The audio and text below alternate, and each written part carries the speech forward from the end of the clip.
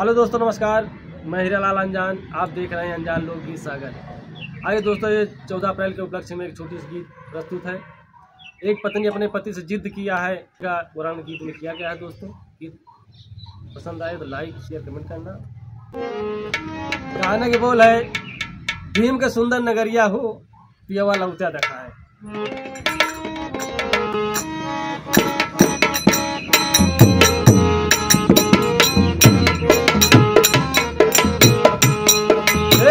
भीम के सुंदर नागरिया हो, पियवा लौटा देखाए। भीम के सुंदर नागरिया हो, पियवा लौटा देखाए।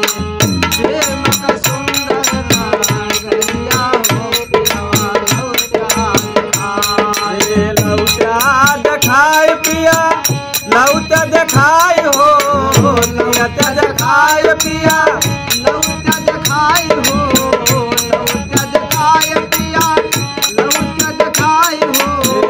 भीम के सुंदर नागरिया हो, पियवा लौटा देखाए। भीम के सुंदर नागरिया हो, पियवा लौटा देखाए। भीम के सुंदर नागरिया हो, पियवा लौटा देखाए। जौने स्कूली बाबा काइले पढ़ानावा, जौने स्कूली बाबा कैले पढ़नावा, जौने स्कूल बाबा कैले पढ़नावा। कैले पढ़ानावा हो, कैले पढ़ानावा, कैले पढ़नावा हो, कैले पढ़नावा, कैले पढ़नावा हो, कैले पढ़नावा। बुद्ध का ज्ञान जहाँ मिला मोर सजनावा, बुद्ध का ज्ञान जहाँ मिला मोर सजनावा, बुद्ध का ज्ञान जहाँ मिला मोर सजनावा। जौने स्कूल बाबा कैले पढ़ानावा, बुद्ध का ज्ञान जहाँ मिला मोर सजनावा। जौने स्कूल बाबा कैले पढ़नावा, बुद्ध का ज्ञान जहाँ मिला मोर सजनावा। सबसे बड़ी भीम के मूर्तिया हो, पियवा लौटा देखाए। सबसे बड़ी भीम के मूर्तिया हो, पियवा लौटा देखाए। सबसे बड़ी भीम के मूर्तिया हो, पियवा लौटा देखाए।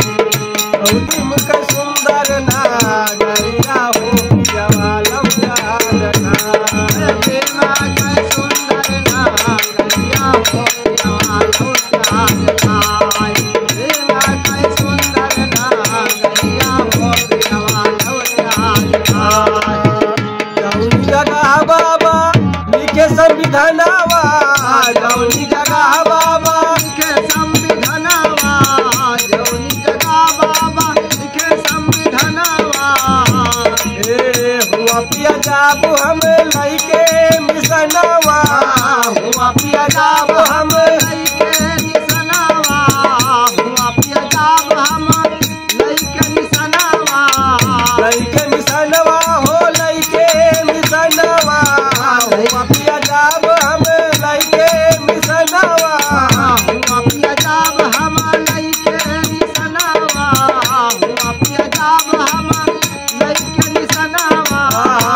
अरे लोकसभा संसद भावनवा हो, पियवा लौटा देखाए। लोकसभा संसद भावनवा हो, पियवा लौटा देखाए। लोकसभा संसद भावनवा हो, पियवा लौटा देखाए। लोकसभा संसद भावनवा हो, पियवा लौटा देखाए। लोकसभा संसद भावनवा हो, पियवा लौटा देखाए। करयन जान भीम बुद्ध कई न मनावा, करयन जान भीम बुद्ध कई न मनावा, करयन जान भीम बुद्ध कई न मनावा।